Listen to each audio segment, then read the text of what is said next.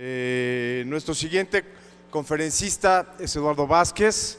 Eduardo Vázquez es director ejecutivo del Consejo Consultivo del Agua, una asociación civil que se dedica no solamente a reflexionar, a generar ideas desde una perspectiva ciudadana, pero también en trabajo con gobierno y con iniciativa privada para generar ideas, proyectos e implementarlos para el cuidado del agua.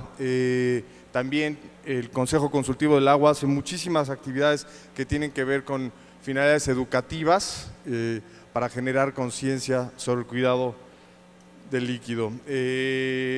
Como todos sabemos, hay una crisis del agua no solo en México, sino en el mundo. El Consejo se dedica a reflexionar no solo en México, sino también sobre la problemática mundial. Y bueno, los dejo con Eduardo Vázquez, que les platicará acerca de este tema. Muchas gracias. Bienvenido, Eduardo. Gracias, Jorge. Gracias. Buenos días a todos, nuevamente gracias. Quisiera hacer un agradecimiento a los organizadores, a Jorge Arturo Olvera por tener la oportunidad de estar con ustedes. Entre otras cosas porque es un público diferente frente al cual usualmente tengo participaciones y se me hace particularmente interesante por la vinculación tan clara, como veremos en la exposición, que existe entre la problemática del agua y la seguridad alimentaria, la huella hídrica y todo el impacto correlacionado que tienen estos factores. Y en adición me da mucho gusto estar con ustedes porque siempre seré un público agradecido de todo lo que ustedes crean, todo lo que nos hacen sentir y vivir a través de la cocina y la manera en que preparan los alimentos. Así que nuevamente gracias.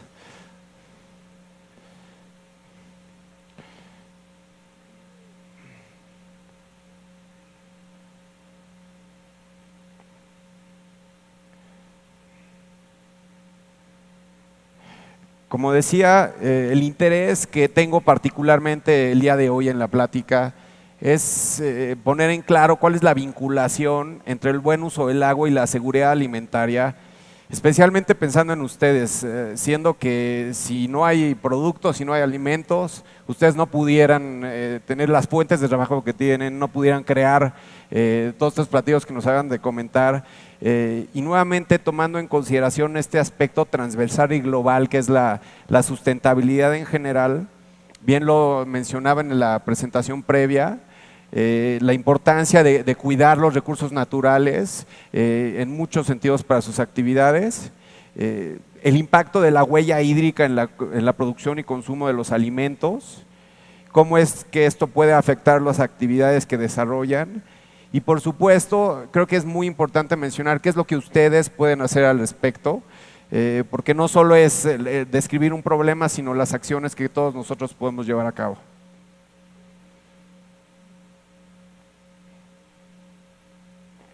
Inicialmente verán que hay mucho texto, de hecho me disculpo un poco por no haber podido graficar todos los datos, pero se me hace muy importante compartir con ustedes algunos principios esenciales que posteriormente quedarán más claros en unas gráficas y en unos videos que tengo en la presentación.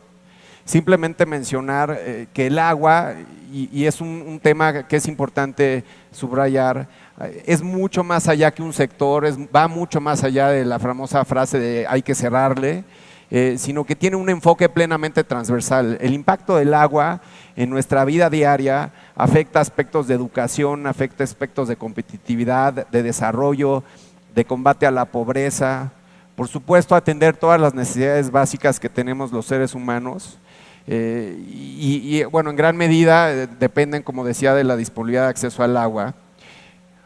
Por otro lado, reflexionar que si bien estamos acostumbrados a ver muchas fuentes de agua por todos lados, inclusive el mismo planeta tiene mucha más agua que tierra firme, la realidad es que estos recursos están distribuidos de manera desigual en tiempo y en espacio y eso obviamente afecta la disponibilidad y el acceso al recurso de todos nosotros.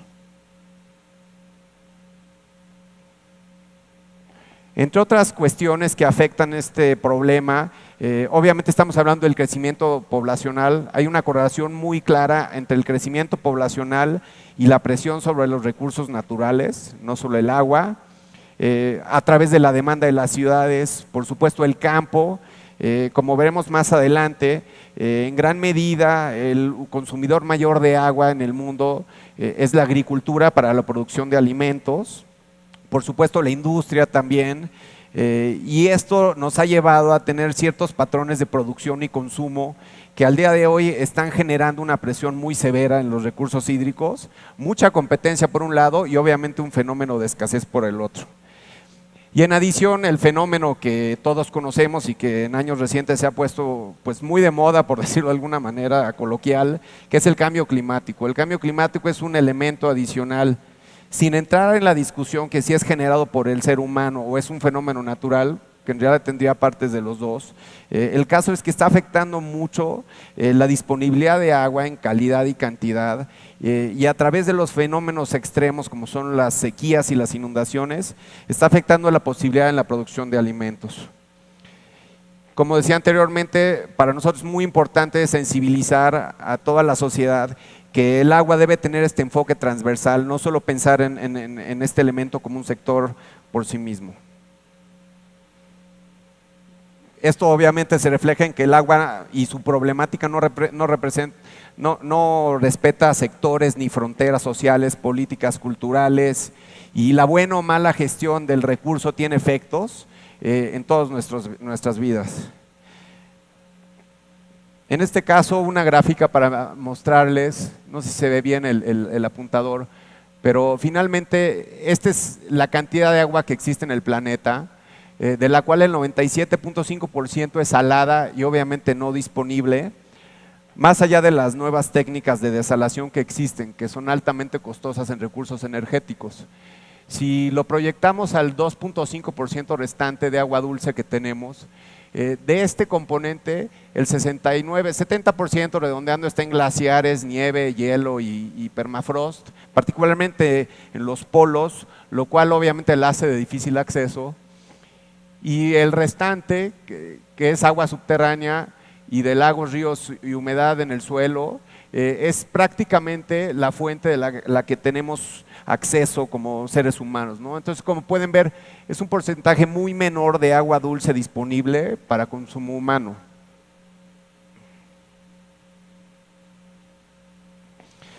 En este mapa es una gráfica que muestra el grado de presión sobre los recursos hídricos. Entendiendo el grado de presión, se considera el grado de presión cuando el consumo de agua no permite la reinserción del propio recurso a través del ciclo hidrológico en un lugar determinado. Es decir, se está consumiendo más de lo que se está reintegrando a través del ciclo hidrológico. Hay gente de muchos países en el evento, entonces podrán seguramente ver aquí cada uno de sus países. No está tan claro tal vez, pero lo interesante del caso, lo importante es ver cómo hay muchas zonas, particularmente las altamente pobladas del planeta, que están viviendo fenómenos de presión hídrica medio, alto e inclusive muy alto. Al tiempo de que cada país en sí mismo tiene una problemática distinta. Si bien aquí México refleja un estrés hídrico bajo, como veremos en una gráfica más adelante, la realidad es que esto está promediado y el país se enfrenta a una realidad particularmente compleja en cuanto a la presión hídrica.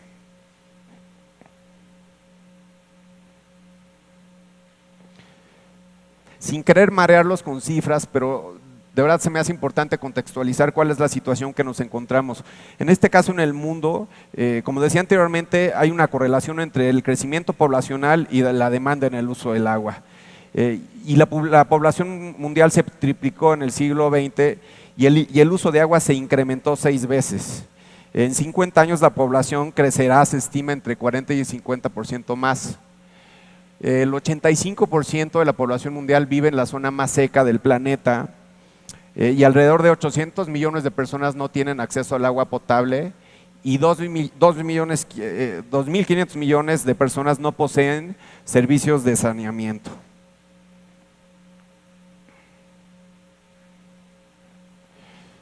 Si continuamos, como decía anteriormente, estos hábitos de consumo y de producción, estos patrones que hemos generado, en los próximos 20 años habrá un incremento de 40% en el consumo de agua.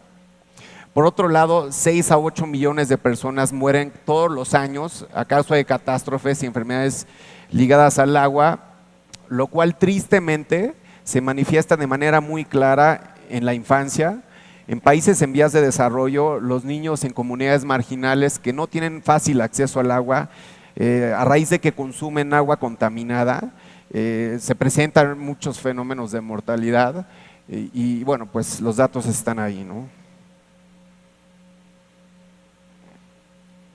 Como decía yo, va a seguir creciendo la población, las proyecciones a 2050 y finalmente, más allá del dato de que crezca o no la población, lo que está claro es que hay que dotarle de alimentos y para dotarle de alimentos se tiene que consumir más agua. También es importante mencionar que la escasez de agua afecta a todos los continentes sin distinción. No pensemos nada más en escenarios desérticos, sino que la escasez de agua se define más en función de la facilidad de acceso al recurso que tiene la población en general. Y bueno, nuevamente una proyección, en 2030, 47% de la población mundial vivirá en regiones de alto estrés hídrico.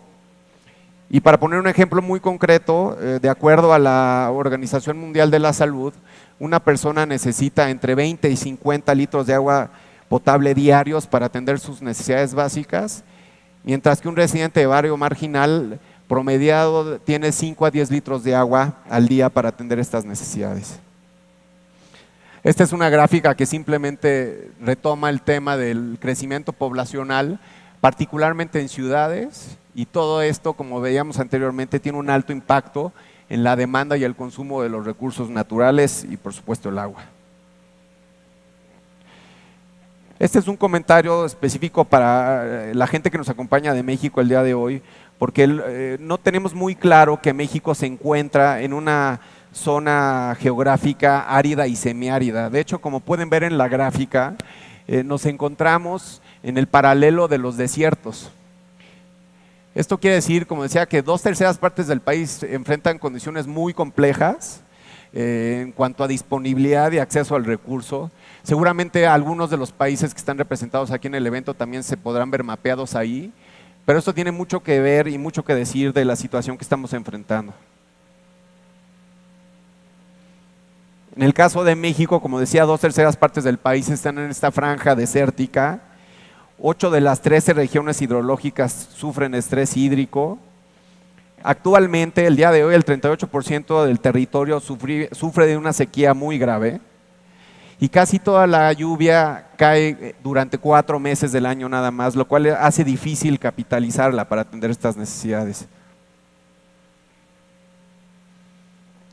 De 653 acuíferos, que acuíferos son las fuentes de agua subterránea, que es donde se surte la mayor parte de las ciudades, 104 están sobreexplotados, pero más allá del número, lo importante es que estos 104 que están sobreexplotados es donde se ubican las principales ciudades del país.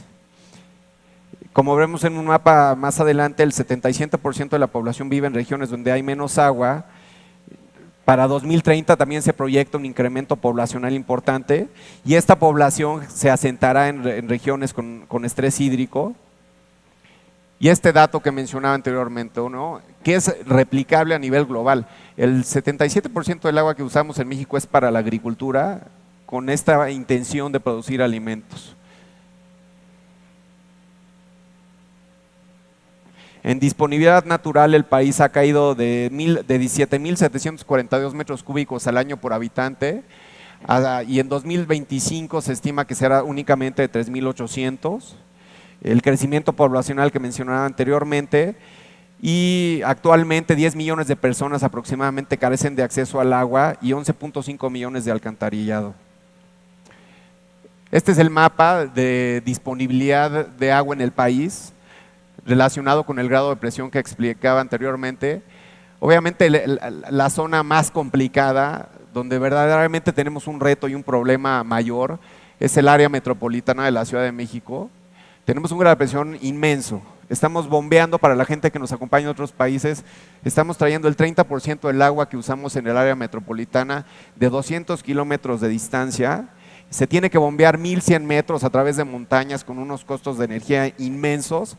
Llega a la ciudad o al área metropolitana porque también hay municipios del Estado de México y lo triste es que a pesar de este esfuerzo aproximadamente el 30 y 40% del agua se pierde en fugas en la red pública y en los domicilios. Como se puede entender, bueno, casi todo el norte tiene una situación muy complicada. y es donde vive el 70% aproximadamente de la población, donde hay mayor actividad industrial, mientras que en el sur, donde hay menor población, es el área que cuenta con mayores recursos disponibles. Y ahora sí, brincando al tema específico que me parece que les interesa más a ustedes, el agua, esta vinculación entre el agua y la seguridad alimentaria.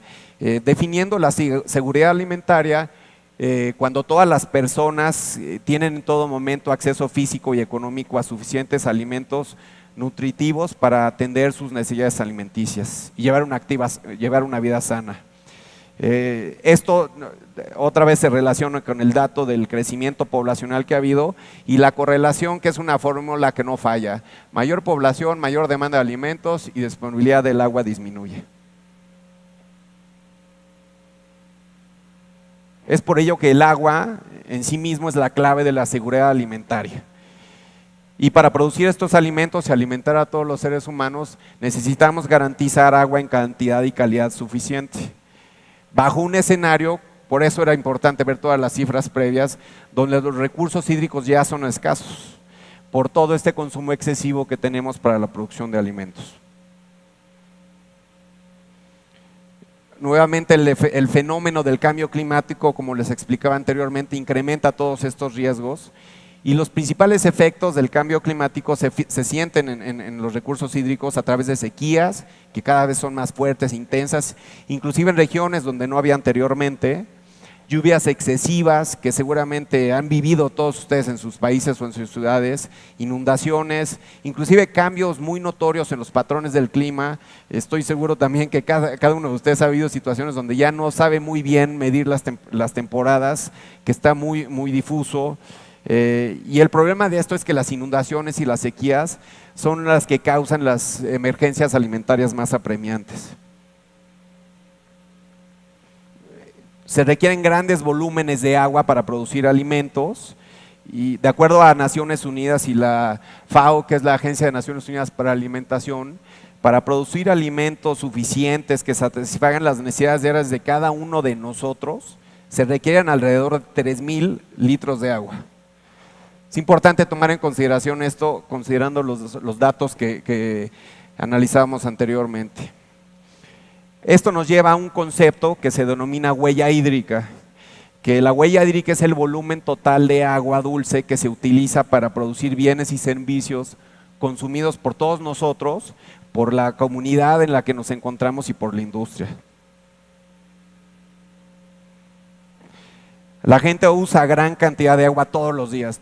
No hay manera casi que nosotros, que tenemos la fortuna de tener acceso al recurso, que nos imaginemos sin tener contacto con el agua para bañarnos, para beber, para cocinar, como vimos, para producir alimentos también, bienes de todo tipo, entre ellos los alimentos, pero no es solo eso, estamos hablando de para la ropa que llevamos puesta, máquinas, muebles, construcciones, y aquí el reto obviamente tiene que ver con producir más alimentos y bienes utilizando menos agua.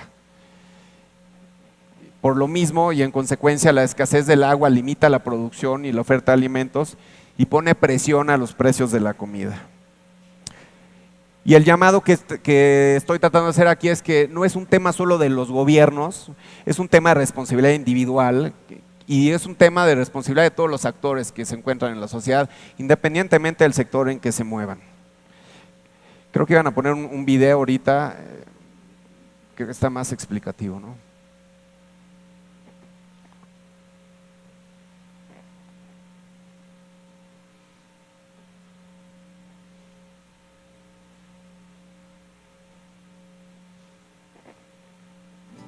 ¿Cuánta agua consumes? ¿Lo has pensado? Por ejemplo, cuando te bañas. Pero esta no es la única manera en la que consumimos agua. El proceso para producir casi cualquier cosa requiere agua. Pensemos en un desayuno. Para producir 1 litro de leche se requieren aproximadamente 1,000 litros de agua. O sea que detrás de un vaso de leche habrían 200 litros de agua. Detrás de una manzana, casi 70. De una taza de café, 140. De un jugo de naranja, alrededor de 170. 2 huevos, 400. Pero la cosa no acaba en el desayuno. Una playera, 2,700. Unos jeans, 11,000. Una llanta, 1,942. Una hoja de papel, 10 litros. Una hamburguesa, 2,400. Un litro de pintura, 27. El agua deja su huella en cualquier cosa de nuestra vida. Se va el agua, se va todo. Consejo Consultivo del Agua.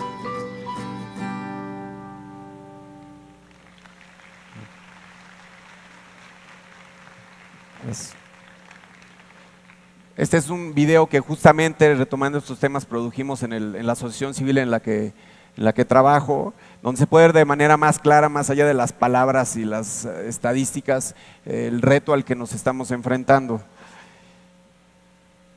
Sí es importante decir que antes de seguir adelante, que no se trata tampoco de una postura alarmista de ya no me baño, ya no como, ya no me compro una camisa. Más bien se trata de tener una plena conciencia del impacto que tiene toda nuestra vida diaria, nuestras actividades, nuestros gustos, nuestra profesión, en los recursos naturales, no solo en el agua, ¿no? Y hacerlo de manera mucho más consciente del gran beneficio y la fortuna que es tener acceso a estos recursos, y el hecho de que si no lo hacemos bien, en muy corto plazo, ya ni siquiera estamos hablando de generaciones futuras, sí vamos a empezar a resentir unos efectos inmediatos, ¿no? En este caso, complementando el video anterior, unas gráficas que muestran, según los datos de la ONU, cuántos litros de agua se toma a producir distintos productos, que son particularmente de uso diario y cotidiano, ¿no?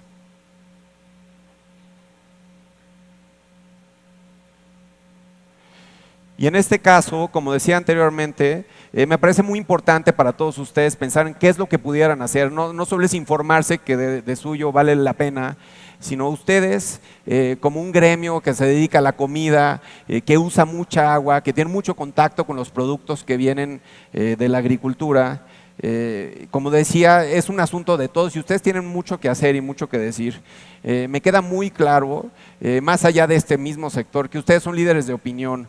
Lo que ustedes dicen tiene mucho impacto en la sociedad, tiene mucho impacto en las autoridades y tiene incidencia, obviamente pensando en un ámbito positivo, en el sector ambiental y económico, ¿no? Y algunas ideas que tengo de qué es lo que pudieran hacer. Pueden contribuir a formar buenos hábitos y cambio de conducta, impactando en su cadena de valor. Estamos hablando de todos sus proveedores, estamos hablando de sus propios clientes, sus empleados. Pueden apoyar a productores y consumir productos certificados que vengan de mejores prácticas de producción, cultivo y uso de agua.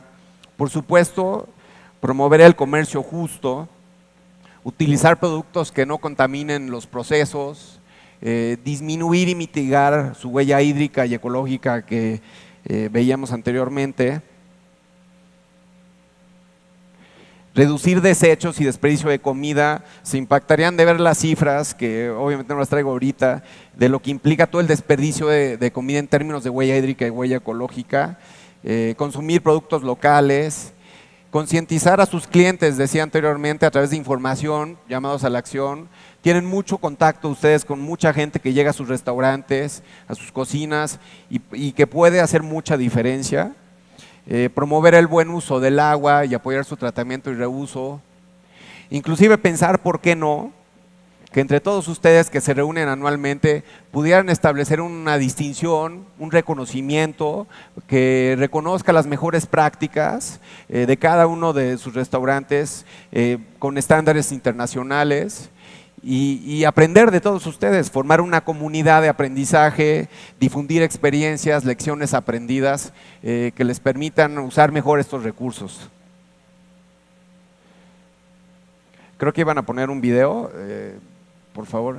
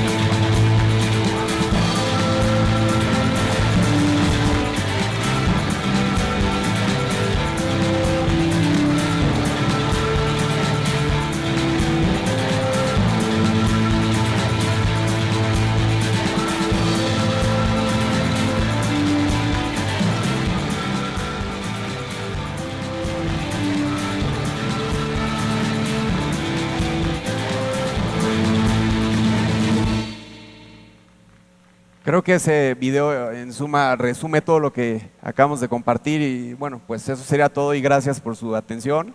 Es un gusto estar aquí con ustedes. Gracias.